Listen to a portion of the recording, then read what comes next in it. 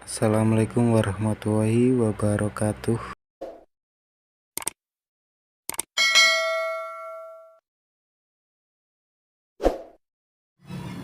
Bertemu lagi di Konco Bengkel Channel. Salam kuku ireng, salam glopot malot. Kali ini kita akan mengganti kampas kopling air eking dan memperbaiki prosneleng yang keras. Langkah pertama yang kita lakukan adalah membuka selahan.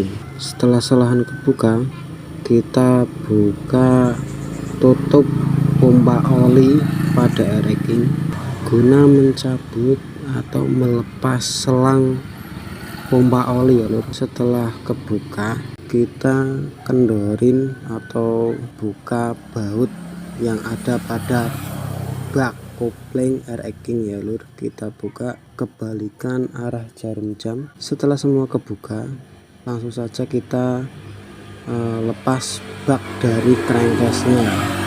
Tapi sebelumnya kita harus membuat atau meletakkan tempat tampungan oli agar oli tidak meluber kemana-mana.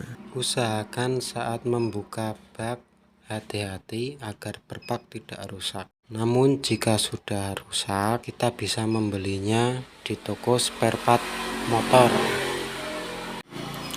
Oke, lanjut. Setelah bak kebuka, kita lepas baut penutup kampas kopling.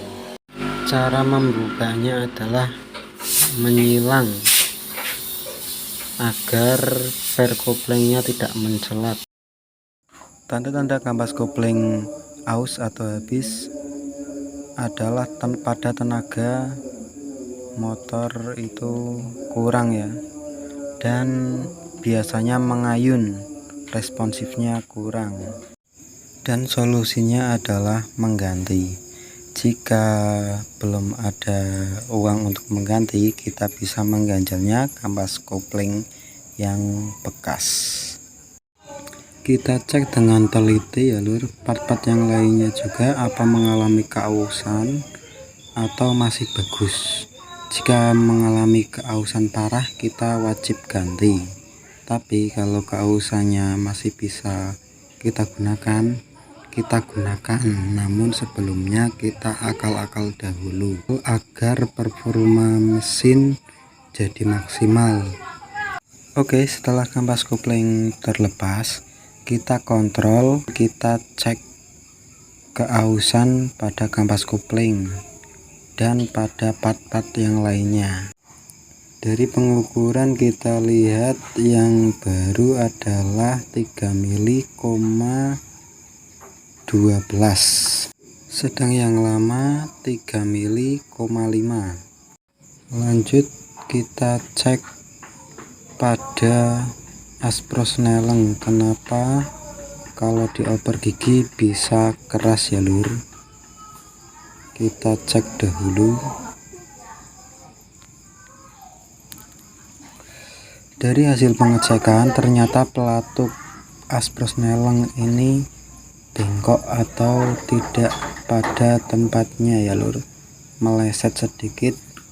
Kita akal-akal biar maksimal dan bisa kembali normal saat pengoperan gigi atau penggantian gigi prosneleng. Oke, setelah kita akal-akal, kita cek pengoperasian gigi atau pengoperan gigi ya lur, dan ini sudah enak, udah normal kembali. Lanjut kita akan membersihkan atau mencuci part-part yang kita lepas tadi. Kita cuci sampai bersih agar pemasangan mudah dan tidak licin di tangan. Kita cuci menggunakan bensin, bisa pertamax, bisa pertalit juga bisa ya lur. Yang penting intinya bersih dan tidak licin saat pemasangan kembali. Selain kampas koplingnya yang aus, ini rumah dan tutup kampas koplingnya juga aus ya lur. Kita lihat, dan di sini kita lihat plat pembatas kampas koplingnya masih bagus. Oke, lanjut. Setelah kita akal-akal, pada rumah kopling atau rumah kampas koplingnya, kita lanjut pemasangan. Dan perlu kita perhatikan saat pemasangan plat pembatas kampas kopling harus satu arah ya lur, jangan bolak-balik, nanti dapat menyebabkan selip kopling. Perlu kita perhatikan saat pengencangan mur es kopling atau rumah kopling harus benar-benar kencang ya lur, agar tidak menyebabkan oblak dan kerusakan fatal pada mesin. Setelah es kopling terpasang kencang, kita susun kembali kampas kopling yang baru, dan sekali lagi jangan sampai terbalik plat pembatas kampas koplingnya ya lur, agar performa tetap maksimal. Kita pastikan juga stud kopling terpasang sebelum kita tutup kampas koplingnya. Setelah itu kita pasang per kopling dan kita baut kembali dengan cara kanan kiri ya lur, seperti saat membukanya.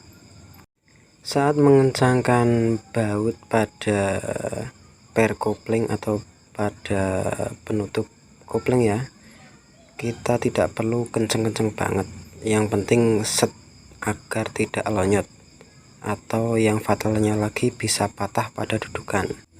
Lanjut kita mengecek dengan menekan atau menarik handle kopling dan kita putar-putar. Jika tidak ada seret berarti kita berhasil.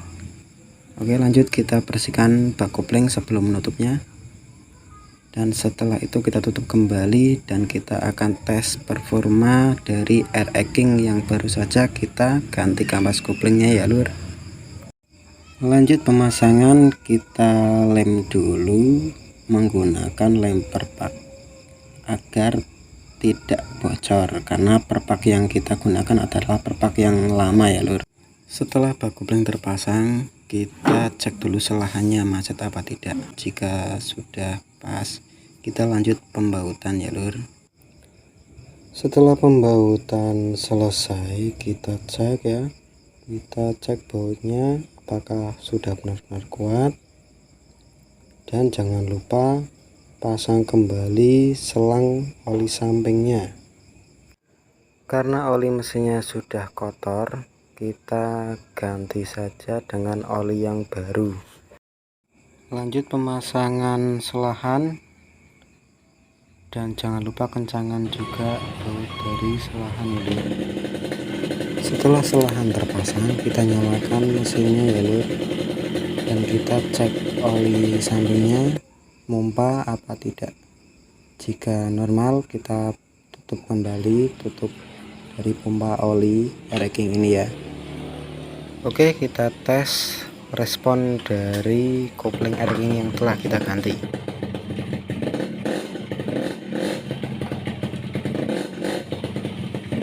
Mantap ya lur, sangat respon sekali. Matur suwun.